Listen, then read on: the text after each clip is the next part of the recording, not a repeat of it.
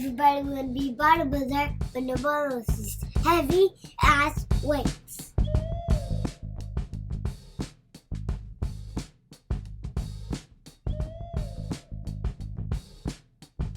What's up, everybody? Welcome to episode 78 of Buckets of Duckets. I am your co-host, Chase Myers. I'm out here in Seattle. I love this show.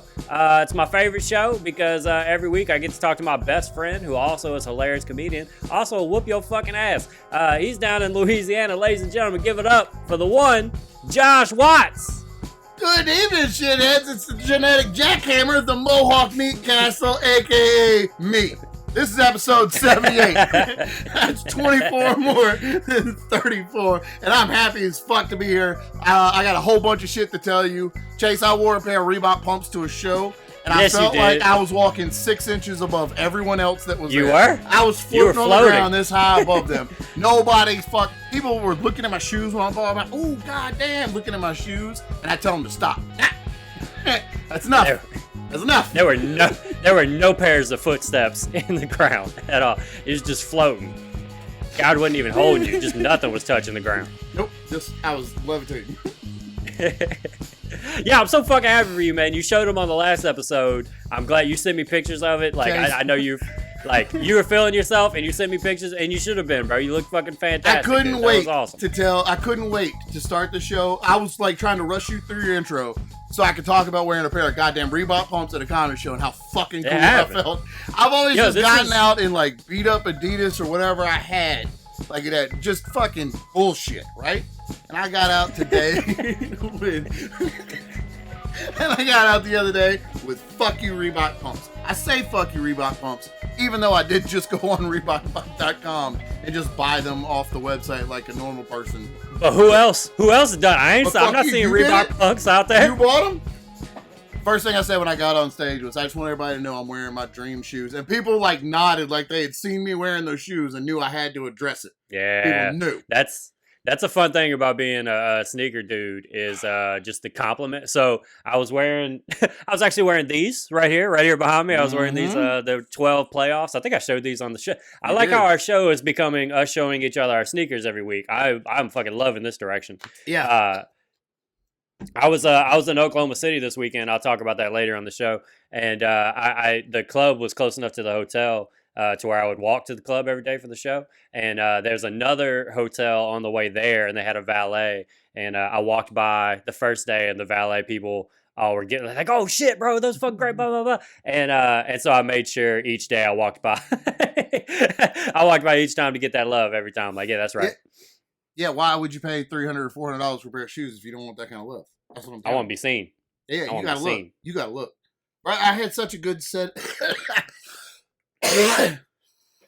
God damn. Fucking fuck. Fucking goddamn. All right, while you handle that, podcast people, 5 stars. We love you. The whole thing. You're our favorites. Just give us a review. YouTube people, we like you too. You're also our favorites. Don't listen to what the podcast people tell you. YouTube people, you're our favorites. Fucking pussies over there listening to our podcast on podcast platforms. Go ahead, subscribe, tell a friend, all the stuff. Leave a comment. You know how it is.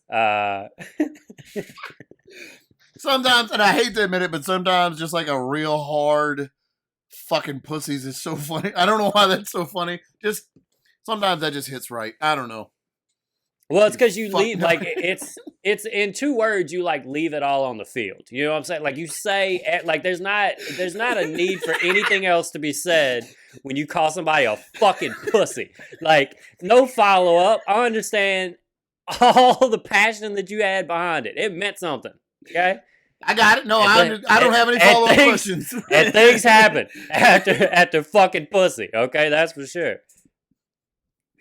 Oh, you either find out, you about to find out if the person you're talking to actually is a fucking pussy like that.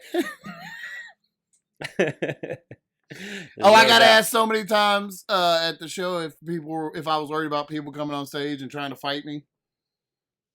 And that's the funny thing to say to a comedian now in Lafayette. I was really proud for all my shows. The host of one of the shows, he mentioned it on the first show. and everybody kind of did like oh thing, and then but then he didn't mention it. Me or the headliner didn't mention it the whole weekend, so I was really glad I stayed away from it. But yeah, but you were just getting it. They were just lighting you up. They asked me, like, people. It was like a funny thing to ask. They thought it was funny to ask the comedians, and then somebody said something like one of the comedians got yelled. Somebody yelled, "Keep my wife's name out your mouth" when he told a Kim Kardashian joke or something. No, and stop it, everybody! Everybody, stop it. I'll put a picture in here of a guy started to say something during my set, and there's a perfect picture of me stopping in the middle of what I was doing and looking at him, and then he stopped what he was saying because it wasn't, and then I roasted him for a minute or two, and then we went about our comedy business. That's how that works. Don't come at me talk. You know what I told that dude, Chase? Which town? Chase. This dude was yelling at me. He was trying to be funny, but he told me he had a workout motto too, and Chase, he was just a little dumpy weakling, and I said, "I know your motto. It's a Dadbod is a Sadbod. Now sit down and shut up." From the stage? That was a from the stage moment? And I just did like this and waited for everybody to suck my dick. Everybody in the crowd had to. They knew it. They knew they had to. They got in a line. They all got in a line. People just ran up on stage. Just waited patiently. Going, give me your dick. Ooh, give me your dick. God damn. Not gonna lie, it felt really good because there's been times where I've gotten heckled and just completely got my feelings hurt. Like, didn't even fire back. Just been like, oh, fuck. Oh, bruh, come on. Do you remember the guy in Covington? We were doing Corey Mack's show thing? Years ago, 2013, years ago, and he told me I had titty sweat. I had sweat under my titties or something, and he was right, and it just hurt. It didn't. There's nothing. There's nothing. I just fucking man, it just hurt my feelings. Josh just started putting paper towels under his tits after that. It's a gene thing, you fucking asshole. You know how some comics will have like they'll have the towel in their back pocket to dab their forehead, where you were just dabbing your titties every couple jokes. Getting hot up here. But I did roast that dude. He came up to me after and asked to take a picture with me, so he wasn't too mad. He tried to flex in a picture, and I told him don't.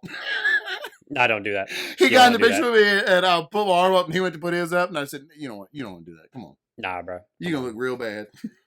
Do you want a picture of you being the second strongest person in this picture? Is that what you want? Of two people? That's pretty good. That's pretty good. Proof. You want proof that you're not stronger? I don't know if we got through the intro or not, because I've been so excited to tell you I wore pumps and roasted a dude that I don't know if we finished that you got to like and subscribe and all that. No, we did that. Did you do math? I don't know if we did math, but we did. While you were coughing, we handled the people subscribing. That's what it was. I was coughing. For the podcast people, we did. You know what? We did this. No. I was going to tell the podcast people an apology, but now I'm not gonna. Okay. Yeah, I was gonna. Now I'm not. What did they do? I didn't see what they did. My bad. I didn't. Podcast, but come on. Josh was finally ready to throw out a goddamn olive branch, and there you go. And y'all fucked up. Y'all fucked up. I had finally got him to fucking like you people, and there it is. God damn it. Now it's going to take another couple episodes before I could convince Josh that the people that listen to our podcast on a podcast are worthy.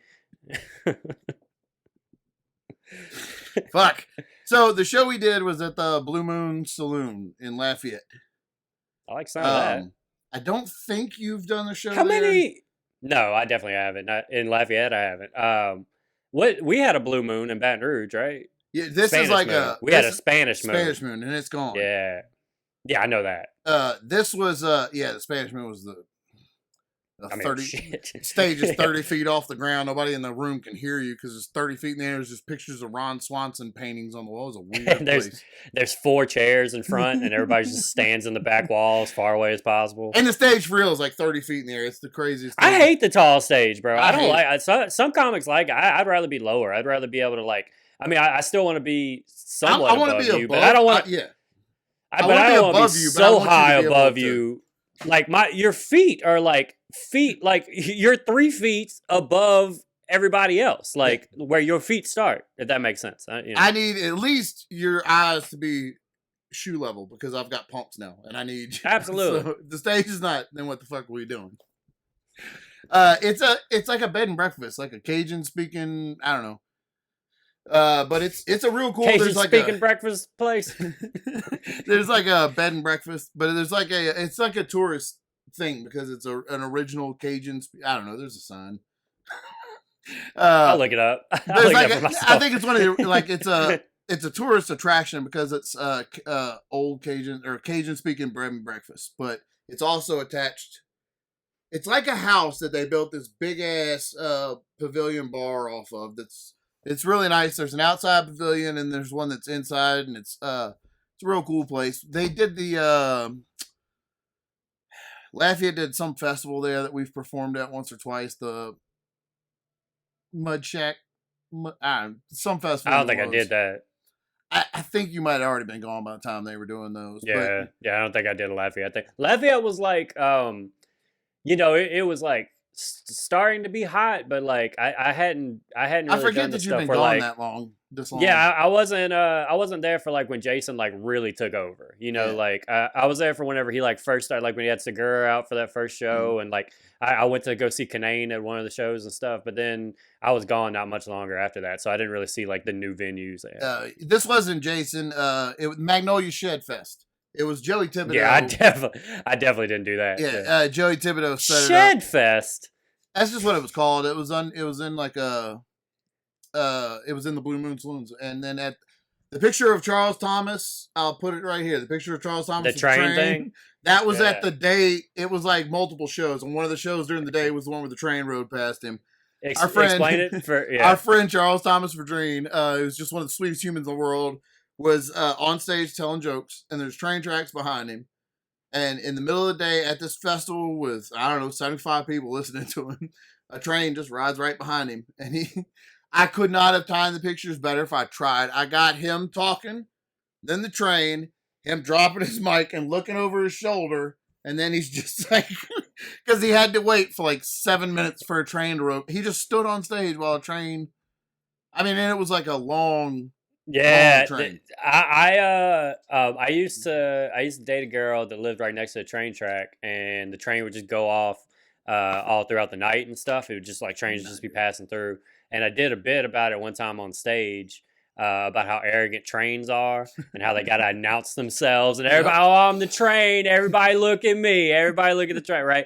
And I did it like once, and it killed the very first time I did it, and then it never worked for like the next 4 or 5 times I did it. I couldn't get it to work, and so now it has just been a rotating thing of whenever I do shows that have trains and that happens, I just jump into that bit, and everybody thinks they think I'm the spontaneous genius.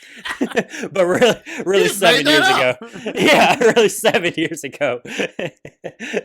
I tried it once, and but yeah, I've had it happen like 2 or 3 times since then, and I'll jump into my trains are arrogant bit, and it kills every fucking time. Yeah, this spontaneous genius here just dropping this on us. Whoa! Oh. It's like he started doing that bit before the fucking train even passed. That was crazy. It's like the train brought him the idea. So nice of you, train. The Shed Festival. That's interesting. I would have loved if they'd have just been having like just you see a bunch of sheds.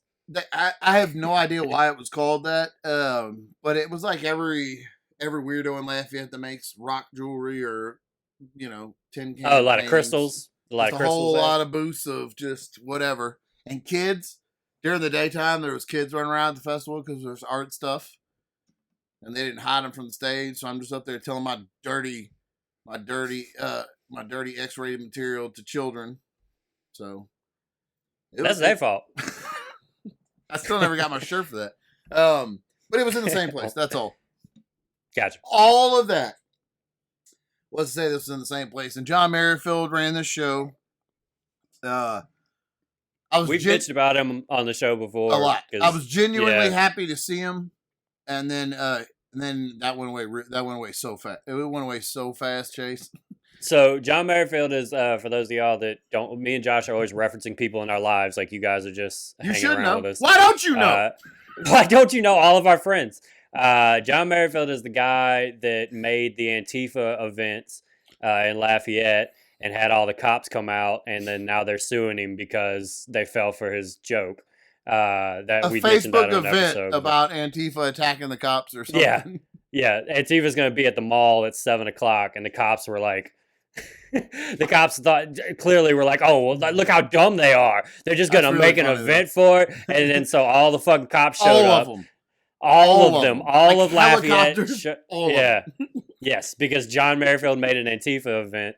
And then he's also, me and Josh complain about him every time his name comes up because we hold grudges. And Forever.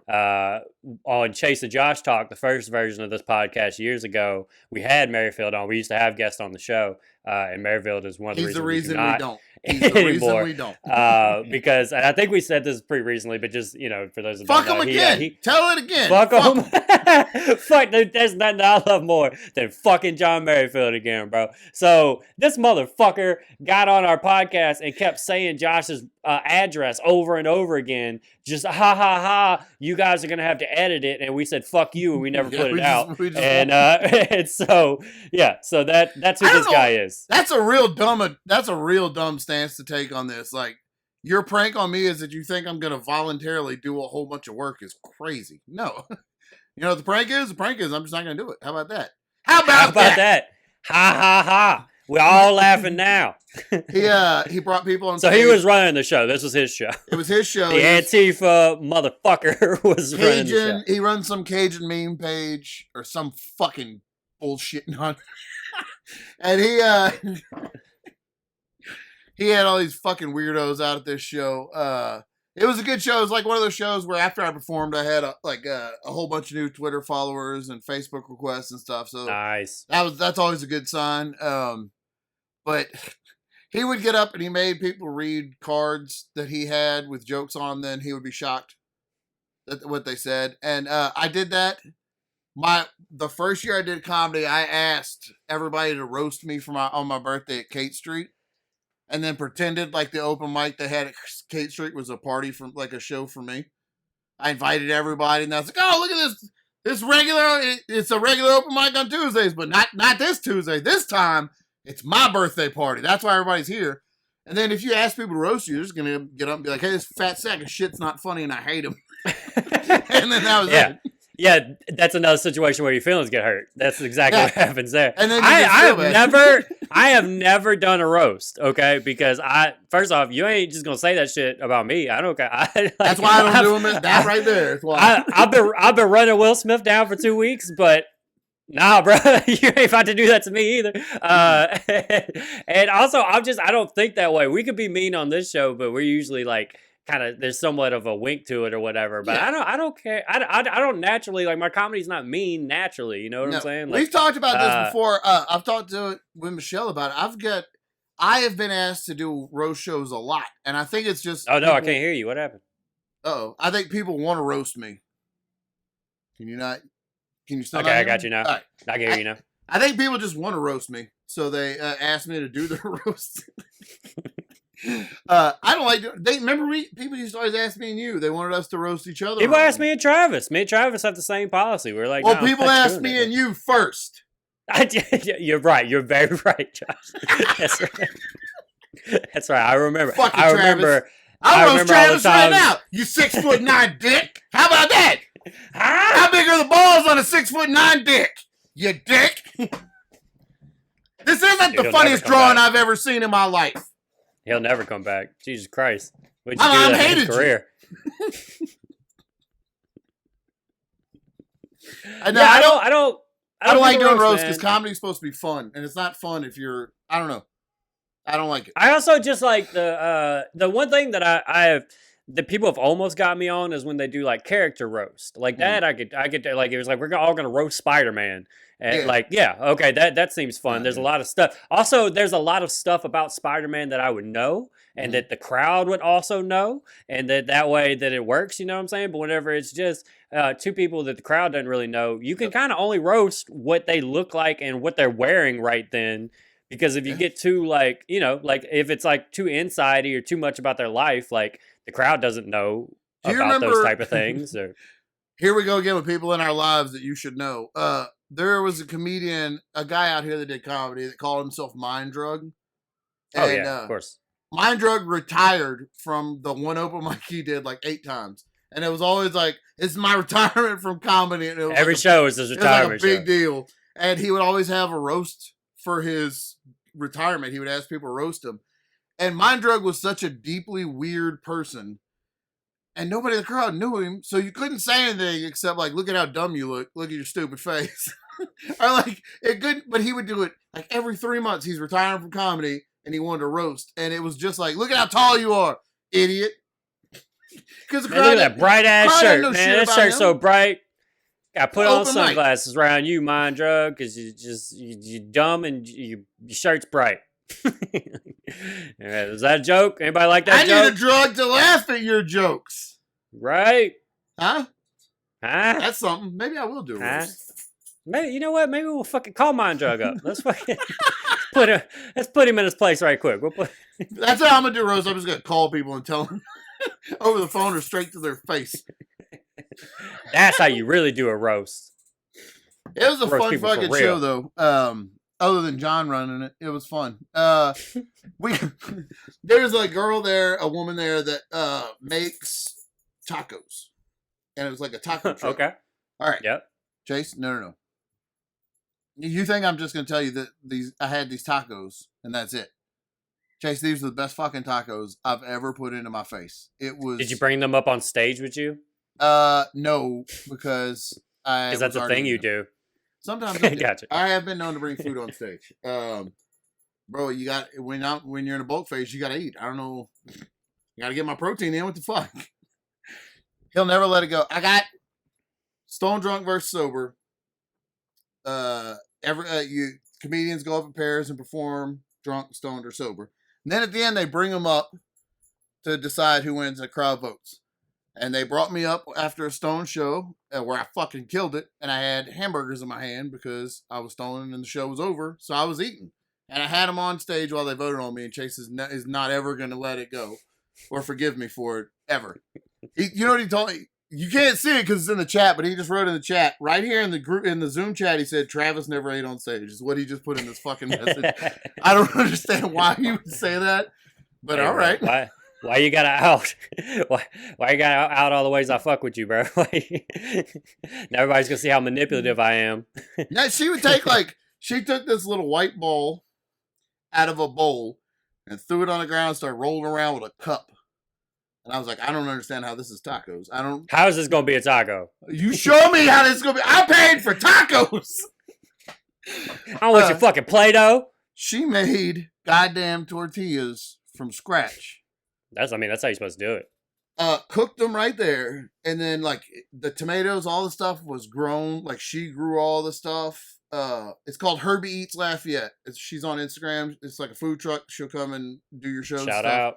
Literally the best. They had pork and they had walnut, like a vegan version of tacos. I ain't eat all that because nah, I got a dick. But actually the walnut looked really good. But I got them pork ass tacos, bro. And man, yeah, them pork ass tacos. Pork ass tacos. Chase, I have never in my life been so nervous to eat food than when I couldn't find a table and I was wearing brand new white sneakers. You just gotta take them off. I'm eating a You gotta take shoes off. Bro, I was standing like an Instagram chick trying to show her, trying to stick my butt out. I was trying to keep the tacos as far away from my shoes as I could. Yeah, you gotta only wear the shoes on special occasions. Because the more you wear them, the more chance you gotta fuck them up. So I would say just pick them for special shows. Hide them from your children. It's going to be a while. It's going to be every show for a while because it felt way too... Well, I'm going to chase that feeling forever, Chase. I understand how people get hooked on heroin. I'm chasing this. If heroin feels half as good as wearing a fancy pair of Snickers does at a show, I think it does. I think that's what people say. It's pretty similar. Have you ever had a pair of Reebok Pumps? How did you get hooked on heroin? Let me tell you this. You ever had a pair of Reebok Pumps?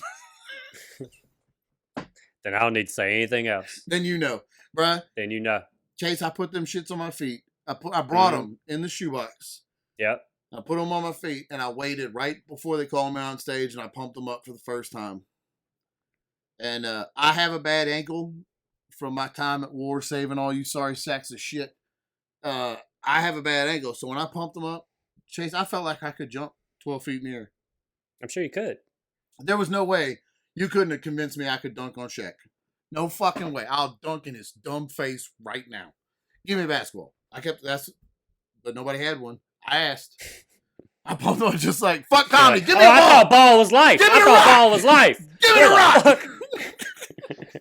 Moping. But I pumped on. I felt so fucking cool. I hated taking them off. It was a fun show, though. Anyway, it was a fun show. Lafayette's always a really cool crowd. They come out for it. We had a lot of people come up after the show and want to take pictures and talk to us, which was pretty cool. Had some people at the show that were way drunker, that didn't know they were too drunk, and that were... Yeah, the drunk people are always the last ones to know. They're always the last ones to know they're too drunk. Everybody else knows it way before them. And they were. And buddy, look, I was pounding down High Lifes. Mike drove, and we got free High Lifes, and I had pork tacos. Oh, not Guinness this time? Now we're doing High Lifes? They were free. Dude, yeah.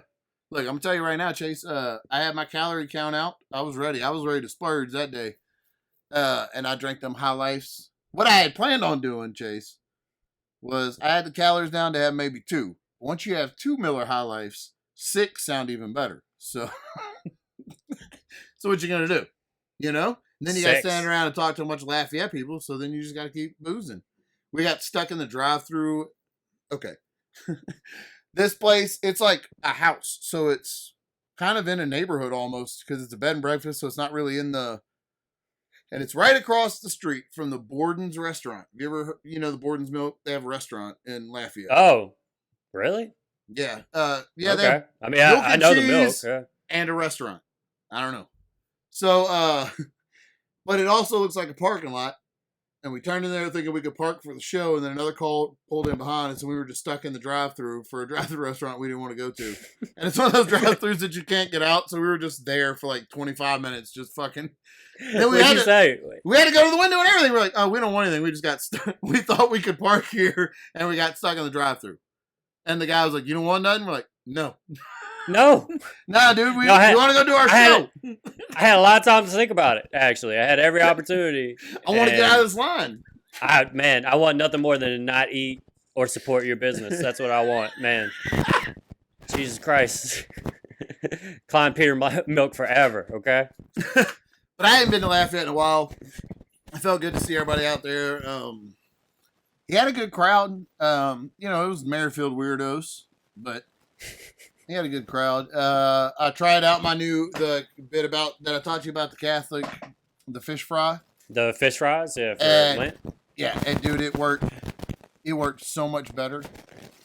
Now that I have I saw you do it on the show we did together. I had a little time to think on it and tweak it a little bit, and it went really well. And then and this is inside baseball, but the Zoe no poop joke. Bruh, it's one of those, that crowd had never heard it. It was the first time I had done it for them, and I was coming in hot with it, so it went perfect. And bruh, there is I get up there. Where were you at on the show? Second to last. Right. Yeah, second. Yeah, I got you. I'm just trying to figure out, because you were hosting when we did our show a couple weeks ago. Yeah, I was second to last, and I was way more up than the people before me. Like, the comments before me were a little more calm than I was. It's a different energy. I brought a very different energy that night. And really? I told it, and I took note. I watched you tell your donut joke. Mm-hmm. And I've seen you tell that joke in 45 seconds. And I watched you tell that joke where it felt like you took 10 minutes waiting for them to get done laughing. And because you knew how hard when you did that joke at our show, at my show, you held the pauses were so fucking perfect.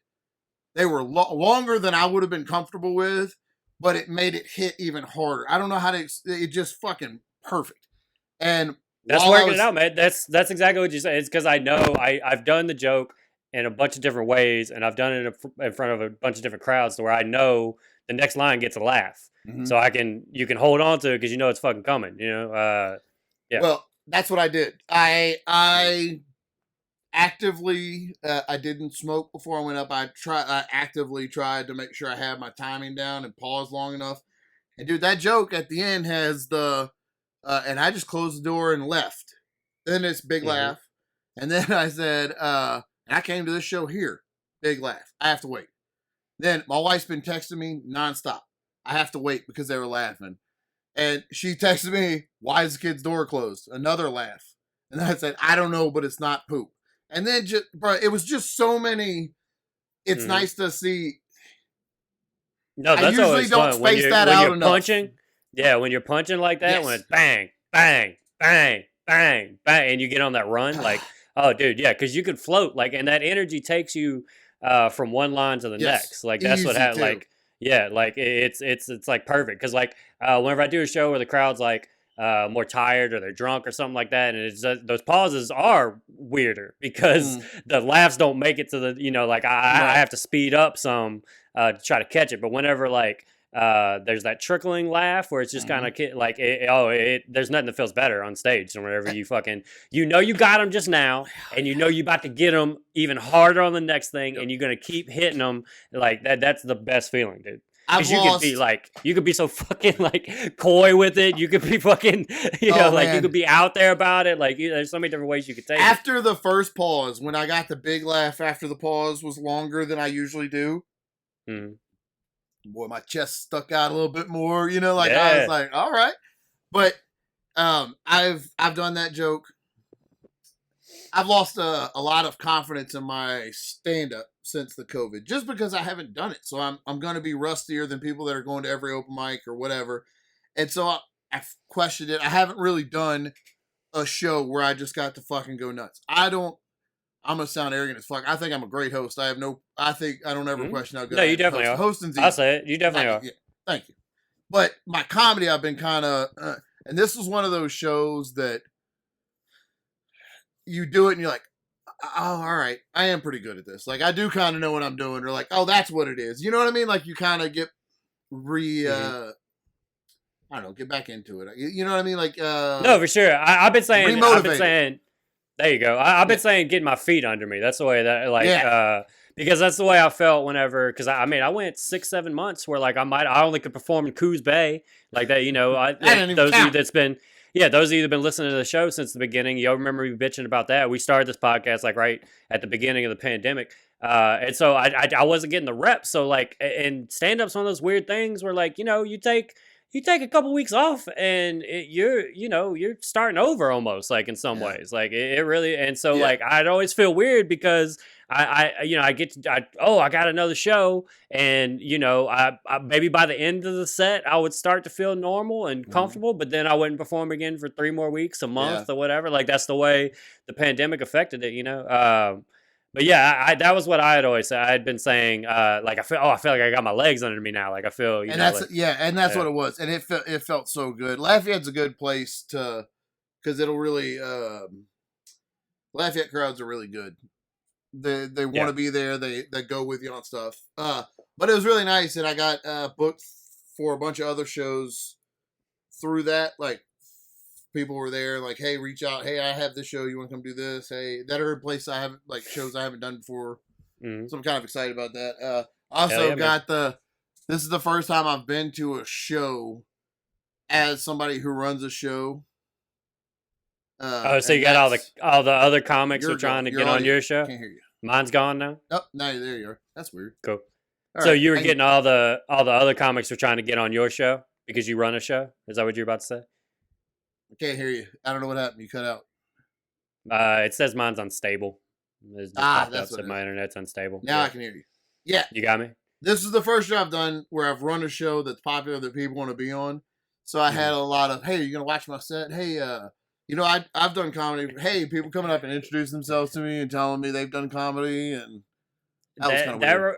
That reminds me of whenever we went to Florida and we didn't know that the time changed for going to Tallahassee, and we had William Masters in the car with us, who books a show in Mobile, Alabama, and so all of these comics that were waiting in Tallahassee, it was going to be like our show, and then they were going to do an open mic after, and all these guys were wanting to show William they're open mic, like they're basically auditioning for William, and because we were fucking dipshits and didn't think that the goddamn time changed, we were an hour late for the show. So the way that they fixed it was they put up all the open micers before us, and so none of them got to be seen by the booker, and William didn't see anybody else, and everybody was very upset with us.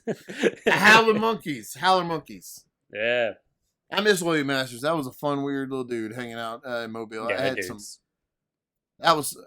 that guy knew some people. Remember, we ended up above a Subway, a sub sandwich shop, and just some old dude's apartment hanging out with him. Yeah, just an apartment, like one of those, like you see like an old building, and you're like, oh, those used to be apartments. Except for there actually was somebody. Yeah, that he just lived up there. there. And it was like a huge fucking I don't know thing. if the city knew, but he was up there. He had a nice place. The place was really nice. Yeah, it wasn't dusty or nothing like that. But it's just the outside. You wouldn't have thought like you just been like, oh, there's nobody up top up there. He had some good weed. I mean, I guess any guy that lives above a deli sandwich shop probably not known by the cities. Dude, you don't get there without good weed. Right? But it was. So I had a lot of process. people come up to me and tell me that they've done comedy for this long and. People were nicer to me after my sets than normal. Yeah, you're gonna get a lot of that, buddy. That's a new one. You're gonna get a lot of that. I didn't take it well. Get the fuck. I try to help comics. Whenever they ask for questions and stuff, I don't like to. So I get Travis books this. I try to make sure he gets the credit because he's the one that really puts in the work for it. Like he does the great Western Washington American beer run, and it's all those breweries. And by the way, when you're coming up, like whenever you decide to come visit, you're gonna do that run of shows. Like that's gonna happen. But because I've been, everybody knows me and Travis. We fucking, we've lived together for 27 years or whatever. And so people just, they assume that I do more with it than I actually do. But actually what I do is Travis does all the booking. He does all the promoting. He does all the headache. And then just, if he can't host, I will host. And so, people will reach out to me sometimes about it, and then I'll just send them to Travis. This is the story that I wanted to get to. Was I got this comic. He's a good friend of mine. He's a great dude. I'm not going to shit on him or anything. But he was asking me about how do you It's just become... funny. It's just really funny that you said I'm not going to shit on him because he's a good friend, but you still don't say his name. So he gonna get shit on. If anybody watches the show, I'm about to bury. I know he's about to get shit on. Yeah, I'm about to. Oh, let me grab my shovel right quick. I'll be right back. So he hit me up a couple months ago asking me about how do you become like a full-time comic, which is I cannot tell you how much I have done it. I have been full-time. I have chosen to go and work the temp job to where I don't have stress of having to do shows I don't want to do and stuff like that. And I still tour based off of that. But honestly, whenever I had I went over a year without a job where I just did stand-up. And I don't know. Josh just texted me who it is. I will tell you who it is. I'll tell you who it is later. You motherfucker. I don't think you know him. You wouldn't know him. But all right. Yeah, it's not like that. God damn it, what was my train of thought? I lost it. So he asked me how to becoming a full-time stand-up. I did it. I actually was just doing stand-up for a year. And I couldn't tell you how I did it even when it happened. You just kind of keep your head down, you keep doing shows, and one day your fucking calendar is full. I know that sounds simple, but that's true. Are you able to hear me? Yeah, I can hear you. Okay, cool. My internet just said it was messed up, so we might glitch again. But that's kind of how it happened. Yeah, I think we've saved it pretty well though. I meant to sync up the voices. Oh, I got you. But yeah, that's literally how it happens. You just kind of keep your head down and keep going, and eventually you kind of can't have any a job or anything like that because your calendar's full, And so he asked me for advice. I told him, I was like, look, my best advice would be try to find like a job that you can leave in and out of, like what I have, because you don't want to be in a situation where you're doing a shitty show for $50 just because you need that $50. Like that's not fun to do comedy in that situation. You know what I'm saying? And so I told him, like, I was like, I got this situation at a warehouse. I'm a temp there, whatever. I'm the boss. And then he sent back, I let him know that, I make sure everybody know that. And then he sent back like, man, I'm trying to get out of a warehouse. I'm like, well, motherfucker, I'm trying to help you. So that's my advice. So you want my advice or not? Shit. I'm sorry. My advice, quit that job. Quit that job, go broke. Quit that job, go broke. Get out there. That's how you do it. You just one day decide I'm a professional now. I'm a professional full-time stand-up comedian. I don't know why more people haven't done it. This same dude messaged me this weekend while I was in Oklahoma City, and he was like, hey, I know you work for this guy. He sent out some shows, and the booker will like send out like, hey, I have these shows, and he'll send it out to like a group of comics, and just kind of, you bunch of us say if we can do it, and then he picks from whoever said they can do it. And if you don't hear anything back, you just didn't get it. It's happened to me. I don't get every fucking. I don't get everyone, and so I get a lot of them. I get a lot of them. Look, I mean, usually I don't get them because I just did them pretty recently. If I'm being honest with you. I know what it is. Yeah.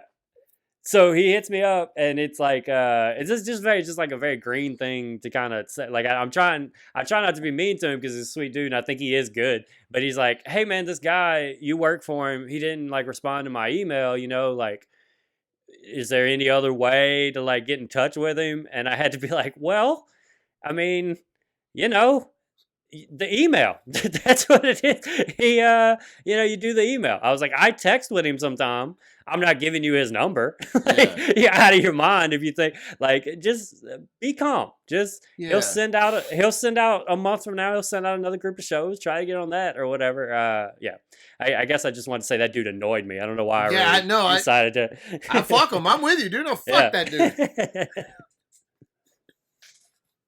Oh, I told the story because everybody coming up to you trying to book the show. That's it's interesting. Yeah. I mean, I like seeing everybody, and I don't hate. I mean, that's how you have to do. I mean, until you get on, how else do you get on but bugging people? Like, if you ask me, I won't ever put you on. If you ever ask me, first off, that's your biggest mistake is coming to me and asking to be on my show. That's the worst mistake to get on a show is to let the booker know you want to do it. You gotta find me. You want me to do your show? Come look for me.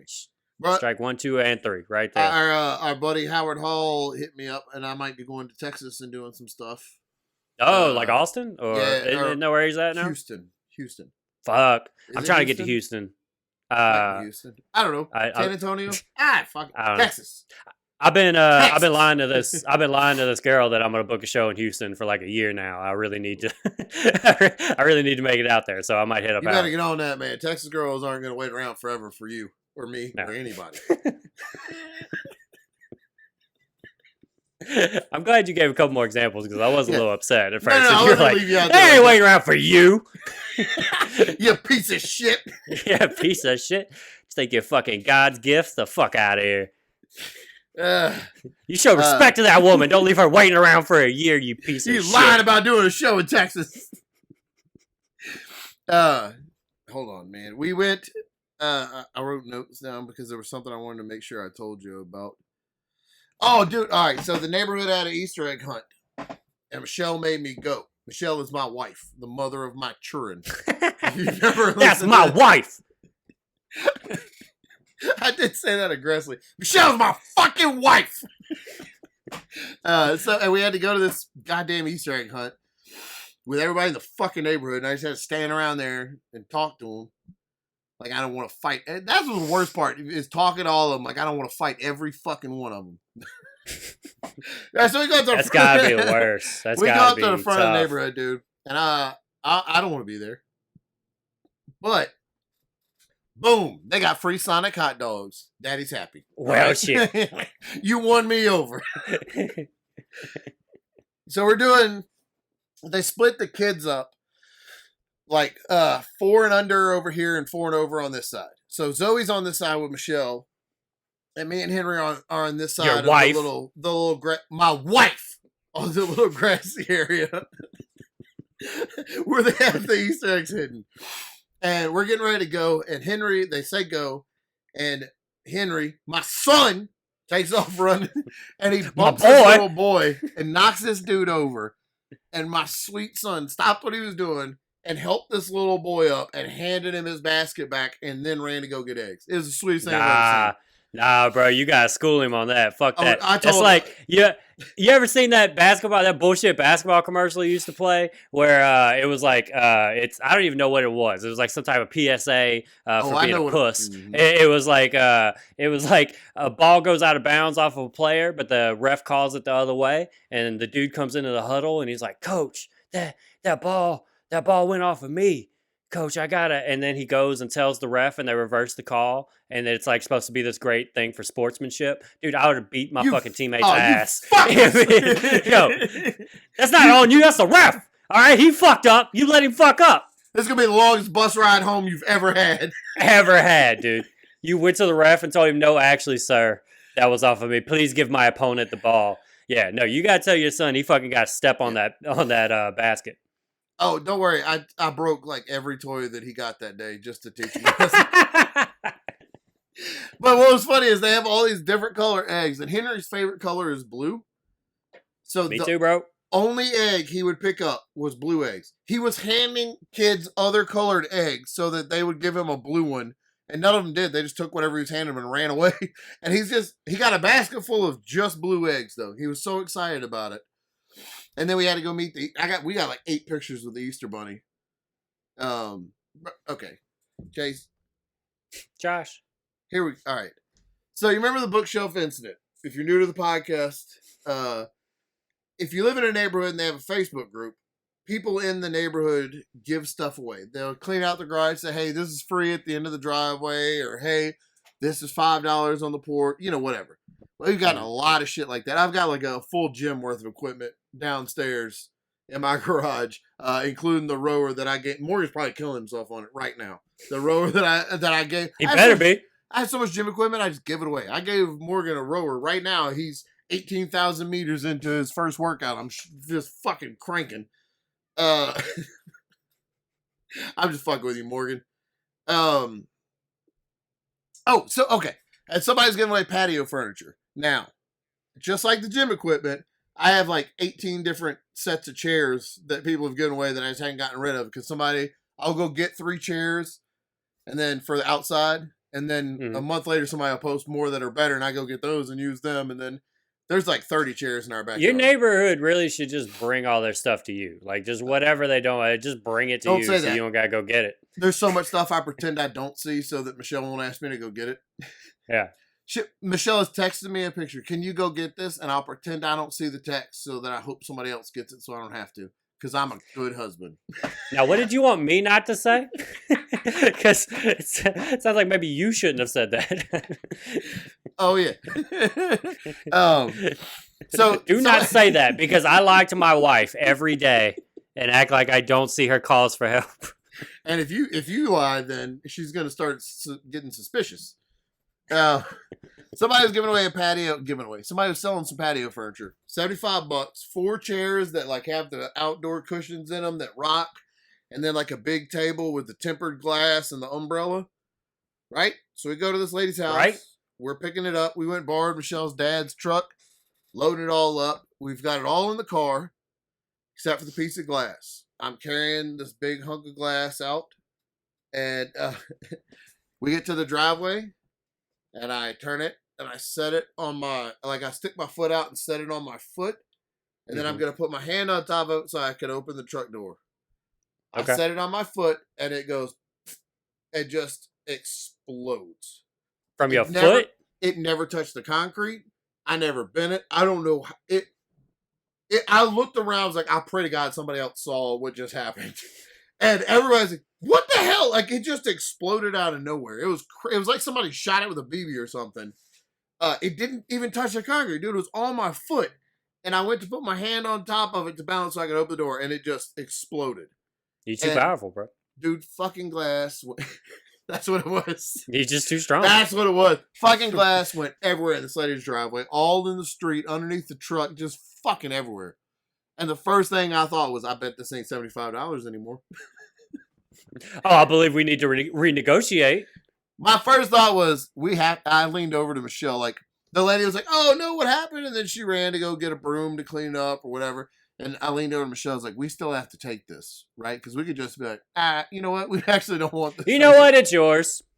I know how attached you are to it. Since I still have the one in my pocket, it's yours. I wouldn't want to take that away from you. We have to at least take it. I was like, all right. So we loaded this up in the car, and Chase, we stood there for 30 minutes cleaning up this glass in this woman's driveway and in the street. Helping her sweep it up. She was shop vacuuming it. We helped her. And then I gave her a chance, Chase. After 30 minutes of helping her clean up the glass, I gave her a chance. I said, how much was it that we owed you? Because now you can easily say, well, it was 75, but I mean, I saw what happened. So let's take 60 and call it even. No, she's like 125. She said, it was 75. And I gave her another chance, Chase. I said, I only have 80. Thinking she would go, oh, we'll just take, because I only had 20s. Mm. And I was thinking she would say, oh, well, let's just take it 60, call it even since the glass isn't there anymore and you're going to have to go buy a piece of glass. And she goes, oh, and grabbed my money and went in the house and brought me out 5 ones.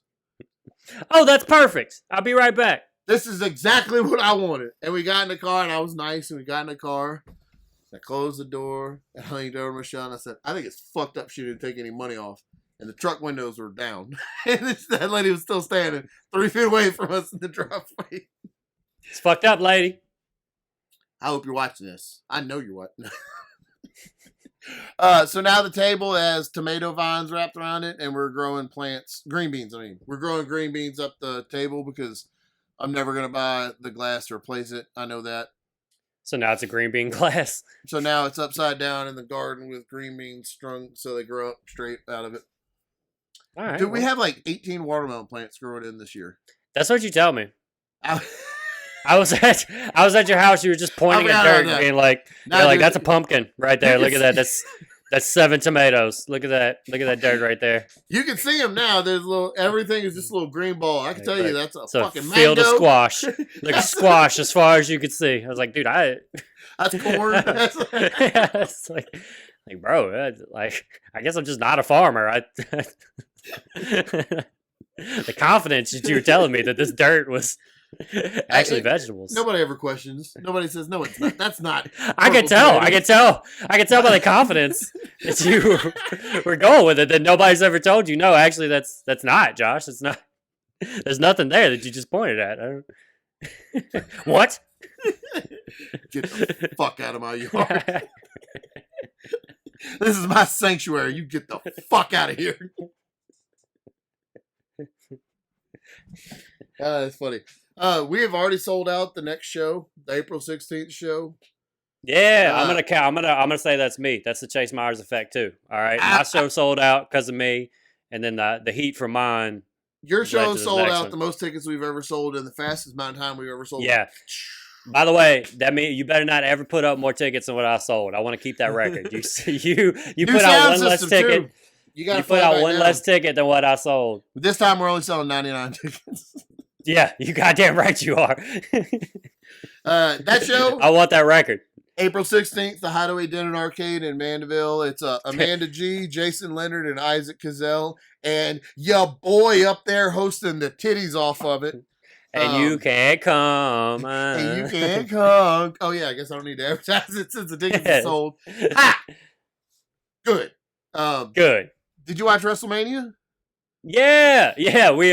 We do these at weird times. So we put the episode out we talked about it, we did a pre-WrestleMania thing, and then the episode came out after WrestleMania. I was editing the episode I was watching WrestleMania while I edited our predictions while you, and we were right about everything. So I actually liked it. I thought it was a good WrestleMania. Night 2, I didn't think it was as good as Night 1. No. Night 2, the end of it, the Roman Brock thing annoyed the fuck out of me because it just should be a great match. It should be a fun. I don't know why they just go we're just gonna have them both do their 2 moves over and over again at each other. Roman's gonna get the shit kicked out of him the whole game, and Paul Heyman's gonna cry on him, and the tears gonna give him the strength to just get up and spear Brock Lesnar. He starts glowing gold just from Paul Heyman's tears. Yeah, he was getting the shit kicked out. I mean, look, I understand it's wrestling, but fuck off. I believed it. Okay, I suspend disbelief. Okay, I'm here to have a good time. Fucking point of watching. Yeah, I mean, but for real, he got his ass kicked the whole time, and Paul Heyman's like, my chief, my father, please use your chief powers, and then he just got up, was like, oh yeah, and poked Brock Lesnar with his finger, and Brock was dead, exploded, and Brock died. We hadn't seen him since.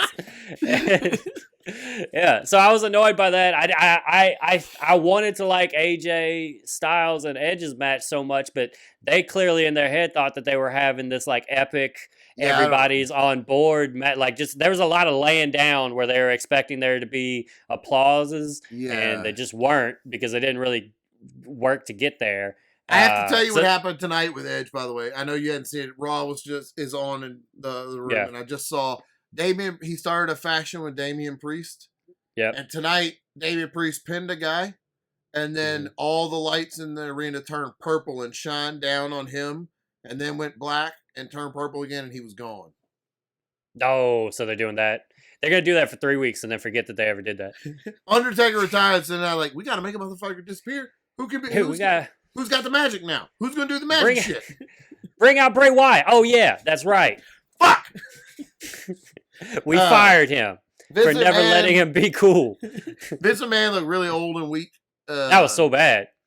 So first off, me and you texted about it. I fucking love the Stone Cold match. That was so much more than I ever thought it could be. The fucking this old it is fucking I almost 50s. Cried. I was worried. I was so worried. It was so good. It was so good, and I rewatched it. We were talking about how slow his mud stomp was on first watch, and I watched it the second time.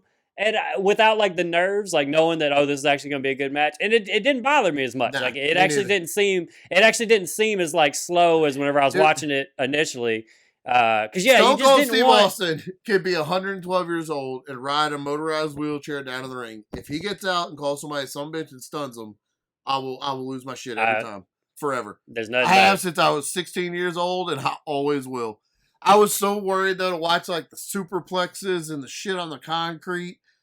But the beginning of the match. Yeah, the beginning of the match, it looked like it was going to be like whenever Bret Hart and Vince McMahon had their match, where it was like Bret couldn't actually take a bump, so he just beat the shit out of Vince the whole time. And I thought that's what they were going to do with Steve, because he comes out and he's doing that. His punches still look great. Like they so still great. They looked exactly like his punches still look good. And then he started doing the mud stomp thing, and I was like, oh, okay. He's going to come out. He's going to stun him real quick. This is going to be like a 4-minute match and, whatever. But then whenever they went, into the crowd, and he's taking shots against the barricade. Kevin Owens out and threw him on the four-wheeler and then drove him out into the crowd. Yeah, that was dope. The backdrop on the concrete by a 57-year-old man, like that was, yeah. And here's the thing, Stone Cold didn't need, like, they kept making it be like, he needs this going away match because he didn't know for sure that the Rock match was going to be that Rock match was the perfect way to end his career. So he didn't need this at all. Even if he didn't necessarily want that to be his last match, it was the perfect last match for him. So I didn't need him 20 years later to come back and fucking, Mick Foley and Ric Flair. Yeah, Mick Foley and Ric Flair go to TNA after they have what should have been their last matches, and then they have shitty matches. Yep. And you got to act like that just didn't happen. But Stone Cold actually came back 20 years later and had a real match. All props to Kevin Owens, because Kevin Owens, every hit that he took, he fucking acted like he got shot with a gun. So that was. And he was having, because he grew up just like he's almost my age. He grew up the same. Mm-hmm. Like, of a diehard Stone Cold fan. He got to have a main event match at WrestleMania with goddamn Stone Cold. That's insane. You could watch him try to hide how much fun he was having in the match. I fucking love Stone Cold. I actually like the Jackass match. I thought the same thing. I thought Sami Zayn made that look amazing. That's exactly how you... That's exactly how you have that match. You just throw a bunch of gimmicks in there, fucking let them, run into the big hand. Fucking here's the thing, they kick you in the nuts. Here's a bunch of mousetrap. Like, that's perfect. That's exactly what that match had to be. It was Sami Zayn later. It was a lot of fun. Yeah, Sammy looked like he actually looked great, even though he lost the match. Like, yeah, that was But Vince McMahon, Jesus Christ, I don't ever need to see you try to wrestle what again. was That that? was bullshit. That was so bad. Like, because that was like what led into then the main event of Roman and Brock. So it was like an hour of just shit. It's just not like the last night ended very badly. But overall, I thought it was pretty good. Did you get confused by that vape you just hit? Yeah. Yeah, I did. Josh just pulled out his vape and then looked at it very confused.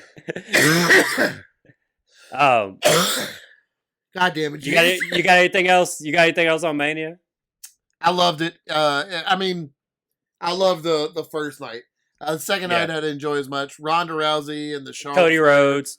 That match was great. Cody Rhodes coming back. That was great. The only thing, I'm so conditioned with WWE. The match was great, but now I know I'm going to see 75 Seth Rollins versus Cody Rhodes matches. Yeah. Like the next 3 years of pay-per-views. And I'm surprised Cody Rhodes didn't lose. I swear to God. I thought he was going to lose. I did too. I thought he would too. That's the type of shit WWE would do. They'll bring a dude back just to have him It was lose. smart, though, because Cody Rhodes was like one of the founders of AEW. And if he jumped over there and they treated him like shit, then nobody from AEW would want to come over because he was one of the biggest names in AEW. And if they don't respect him, then they're not going to respect anybody else. So I think the way they treat Cody for a while is going to be, see, we like you guys. Come on. And then they'll start fucking them. Then you're always going to get fucked when Vince McMahon is involved. For sure, you're getting fucked.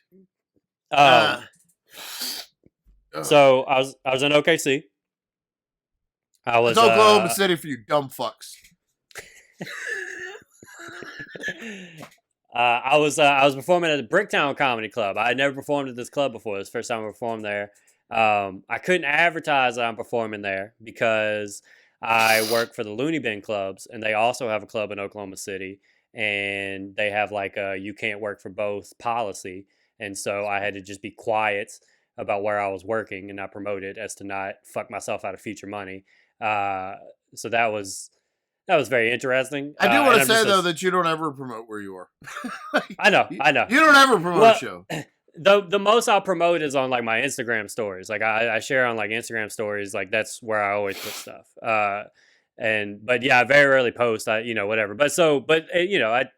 I didn't have like, I also would just use people tagging me and stuff, and I'd be like, well, there it is. Somebody else, it's if you look at my page, it's on there. Somebody, everybody tagged it. It's what you need me to say it. Fucking there it is. Hey, look, you don't have to explain yourself. I was just saying. Yeah. So, but I'm that's a weird Bricktown policy.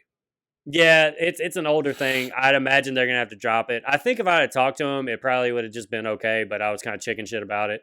And so I just was like, nah, I'm featuring, I'm not headlining, they're not gonna, if you go on the website, my name's on the website, but there's not like pictures of me or anything, whatever. Don't you fucks tell them either.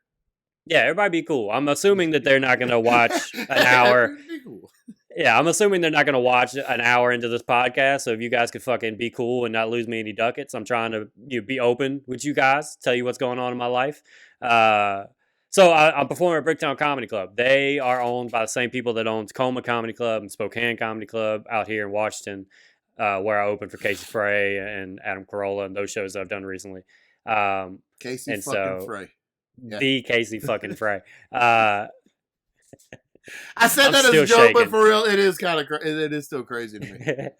That's really funny to me still. So I went and worked this club, and it's the first time that I'd been at this one. And dude, it was so good, bro. Like, they just really know how to like run their clubs. Like, all their clubs run smooth. Staff's great. They treat the comics well. They always bring in big names. I was originally supposed to open for John Doerr. Do you know who John Doerr is? Yeah. Yeah, I like John Doerr a lot. He's like a weirdo, but I was wanting to see that. So, but for some reason he canceled. I don't know what happened. And I ended up working with this guy. He's not the one that went all. He's not the guy that went right wing. No, that's Jimmy. No, Jimmy Doerr. I think Jimmy Doerr is like left, like real left wing politician dude.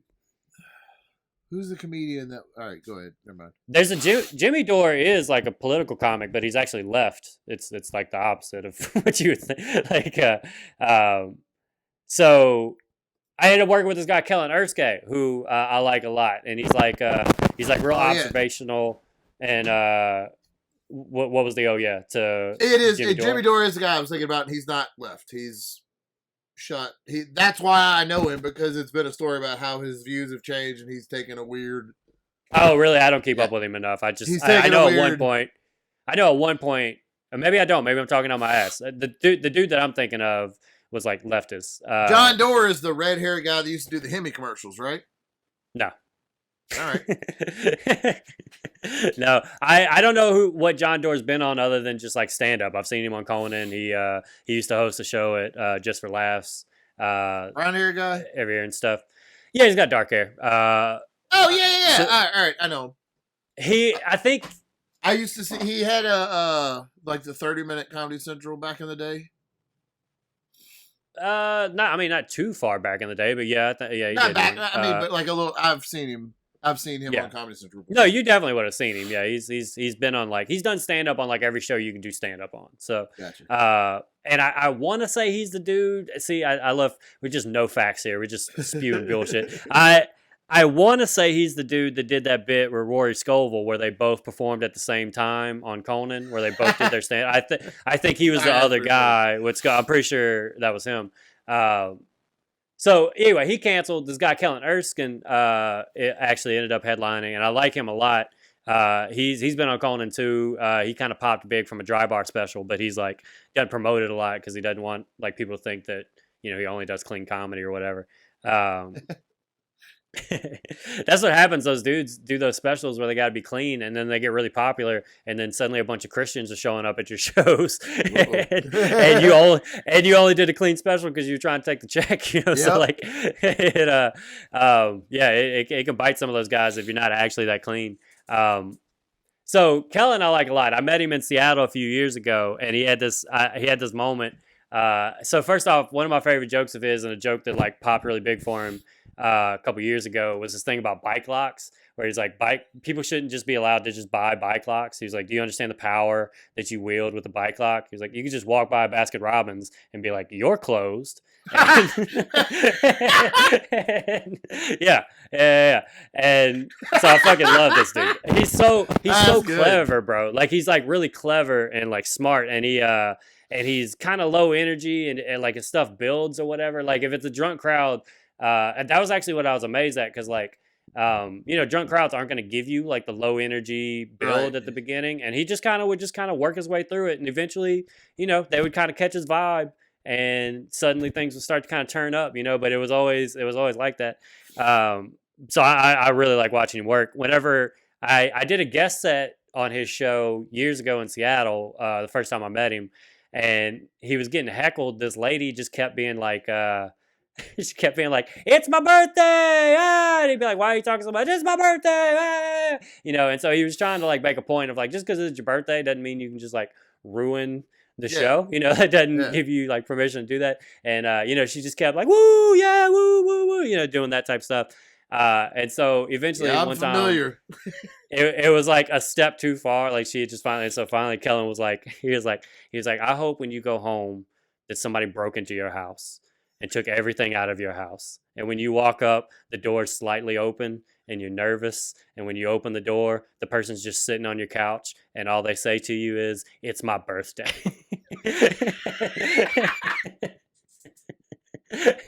And that shit stuck with me for years. That happened years ago. I reminded Kellen when I met him, I was like, bro, I can't imagine you remember this, but there was a riff you fucking did where you put this lady right in her goddamn place. And it's so funny because he's like kind of deadpan. So like, it's funny to watch a deadpan dude like put somebody down, because it's just a different, it's not yelling at him, it's like lecturing to him, but no, dude, we had great shows, bro. It was so good, man. We did 5 shows.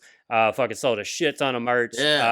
Bunch of Duckets came back with me from Oklahoma City. They put me in a nice ass hotel. Just was treated like a king the whole time, dude. It was goddamn right. Yeah, it was a fucking great time. I got in some. There's some more stuff coming from it. I've got in contact with some other clubs and stuff, and so there should be this summer should be. I'll have a good little tour maybe put together. So I'm excited what's coming. Yeah. Yeah. All right, bro. You ready? I'm ready to get out of here, bro. I'm about my DoorDash is here. So is he texting you can't find the fucking front door of your house?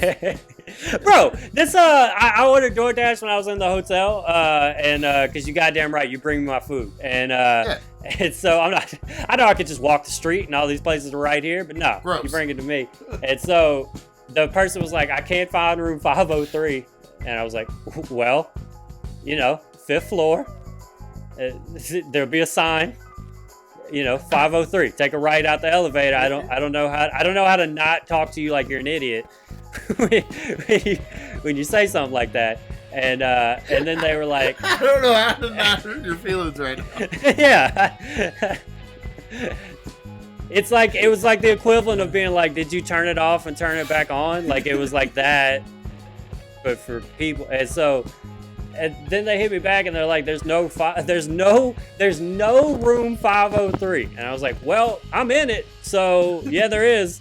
And then this is all through text. And then they took a picture of the sign. And I'll be damned if the sign didn't actually say like 501 to 502, 504 to 509. But the sign was not from my hotel. I was like, yeah, you are not at my hotel. I'm so glad that hotel actually didn't have a room 503 for some reason, because you just left my fucking food on somebody else's hotel. Yeah, anyway. But this person, they seem to have found it, so it's good. They sent me the picture. I don't have to talk to them. It's great. That's the best way. That's the best way. It's the best. Oh, man. See you guys next week. Bucketsduckets.com. Sign up! Subscribe, like, all the stuff. Sign up. Bye. That was aggressive. Bye!